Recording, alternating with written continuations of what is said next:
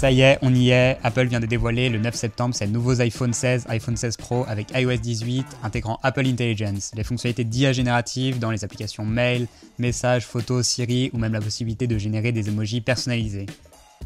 Mais il y a un gros problème à cela. On fait partie des 448 millions d'Européens qui n'auront pas accès à cette mise à jour en 2024. Dans cette vidéo, on va découvrir ensemble toutes les nouveautés d'Apple Intelligence avec tout ce que ça implique au niveau de l'utilisation des produits d'Apple et on verra qu'est-ce qui se passe vraiment entre Apple et la Commission européenne et est-ce qu'on pourra espérer des fonctionnalités d'IA sur nos produits Apple cette année. Je mettrai les différents chapitres, donc si vous souhaitez naviguer autour de ces différents sujets, n'hésitez pas. Pour vous remettre un peu dans le contexte, en juin de cette année, Apple révèle Apple Intelligence ou son acronyme AI. Oui, ils ont osé, lors de la WWDC et avait l'air d'être très prometteur. Après, il faut le dire que Apple était clairement à la traîne depuis un moment, alors que Google, OpenAI et Microsoft prenaient de l'avance. Pourtant, en 2011, avec Siri et l'iPhone 4S, Apple avait ouvert la voie aux assistants vocaux bien avant tous les autres. Mais depuis l'explosion de l'IA, on attendait avec impatience des nouveautés chez Apple, et bien c'est chose faite. Apple Intelligence sera donc disponible à partir des iPhone 15 ainsi que sur tous les iPads et Mac dotés d'une puce M1 ou plus récente. D'abord, voyons ce que propose Apple Intelligence. L'avantage d'Apple, c'est qu'il maîtrise la partie matérielle et logicielle. Cela permet à Apple Intelligence de s'intégrer de manière transparente dans différentes applications. Prenons l'exemple de l'application Mail. Avec iOS 18, l'interface a été repensée pour mettre en avant les emails importants selon leur contexte. Vous avez une réservation pour un concert, cet email sera mis en tête pour vous le rappeler. Vous avez oublié de répondre à une réunion, ce message sera également priorisé. Dans l'application Mail, les longs emails seront automatiquement résumés et les réponses prédéfinies adaptées au contenu vous seront proposées. Vous pourrez demander à l'IA de reformuler un paragraphe pour le rendre plus formel, amical ou concis. Du côté des notifications, c'est la même logique. Les messages importants apparaîtront en fonction de l'heure et de vos habitudes, même en mode ne pas déranger, les messages urgents comme ceux signalant un problème avec vos enfants à l'école seront mis en avant.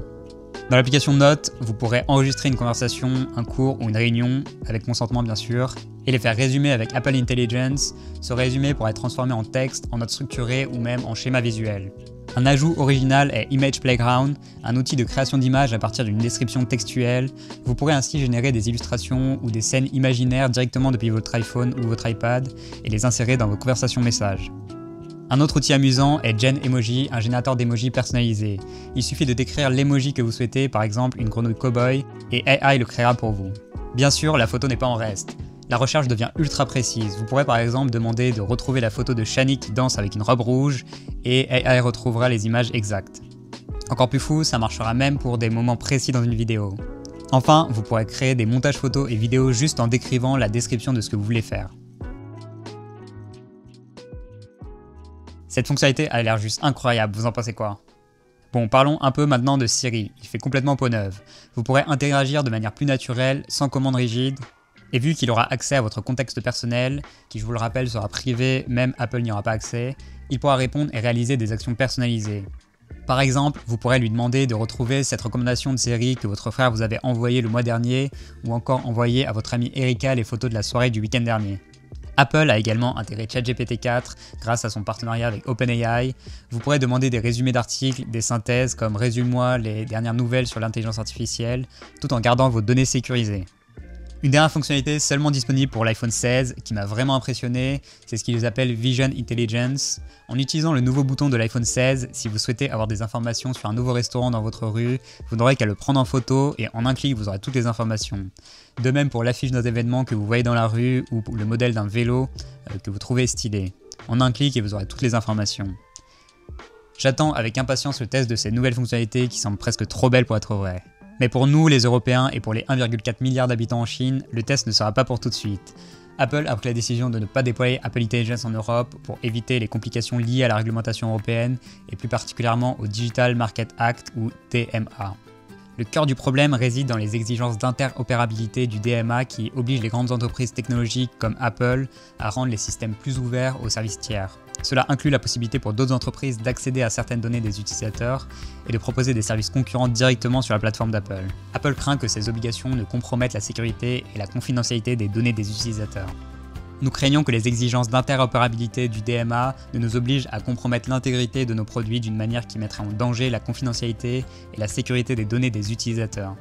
En d'autres termes, l'interopérabilité requise par le DMA pourrait forcer Apple à ouvrir davantage l'écosystème, ce qui pourrait exposer les utilisateurs à des risques de failles de sécurité. D'un autre côté, on a l'AIA Act. le premier cadre juridique mondial visant à réguler spécifiquement le développement et l'utilisation des systèmes de l'intelligence artificielle en Europe. Il classifie les systèmes en 4 catégories de risques: inacceptable, élevé, limité et minimal. Les systèmes à risque élevé sont soumis à des exigences strictes en matière de transparence, de contrôle et de responsabilité. L'AIA Act s'applique non seulement aux technologies d'IA conçues en Europe, mais aussi à tout fournisseur opérant sur le marché européen, ce qui serait le cas d'Apple. Et oui, j'ai oublié de vous le dire, mais en externalisant certaines des fonctionnalités d'Apple Intelligence via son Private Cloud Compute, Apple pourrait être considéré comme un fournisseur de systèmes d'IA opérant sur le marché européen. Et donc si ces systèmes d'IA externalisés sont classifiés à risque élevé selon l'AIA Act, Apple devra se conformer à ces exigences. Cependant, les informations fournies ne permettent pas de confirmer avec certitude si les fonctionnalités d'Apple Intelligence en question seraient considérées comme à risque élevé par l'AIA Act. Cela dépendra de l'évaluation spécifique des systèmes par les autorités européennes. Alors mon avis sur le sujet, et bien sûr ça ne tient qu'à moi, j'ai l'impression qu'Apple veut envoyer un message à l'Union européenne. Même s'il y a une part de vérité concernant la protection des données, Apple semble également utiliser ces régulations comme levier dans ce bras de fer. En refusant de déployer certaines fonctionnalités en Europe, Apple semble vouloir marquer sa position face à la régulation européenne. J'ai l'impression qu'ils veulent se positionner en tant que sachants, ceux qui ont la vérité, en pointant du doigt les régulateurs européens, même si du côté de la Commission européenne, il existe des dispositions dans la DMA pour un dialogue ouvert entre les entreprises et les régulateurs. Et franchement, avec cette décision, Apple risque de perdre des parts de marché en Europe. Car sincèrement, sans Apple Intelligence, la concurrence du côté de Google, Samsung pourrait bien grignoter des parts de marché. Cette situation illustre bien la dynamique mondiale de manière caricaturée. Les États-Unis innovent, la Chine reproduit et l'Europe régule. Les États-Unis sont souvent en avance en matière d'innovation, tandis que la Chine suit en répliquant rapidement cette technologie, et l'Union européenne se concentre sur la régulation pour protéger les consommateurs et encourager la concurrence. Bon, dans tous les cas, j'ai trouvé que cette actu était intéressante et donc j'ai souhaité faire une vidéo et ouvrir un débat avec vous. Qu'est-ce que vous en pensez? Est-ce que l'Union européenne devrait assouplir sa régulation pour permettre plus d'innovation ou bien fait-elle bien de protéger les utilisateurs? Je suis vraiment curieux de connaître votre avis, alors laissez-le en commentaire et on pourra en discuter. Merci d'avoir regardé cette vidéo et on se retrouve dans la prochaine vidéo. A plus!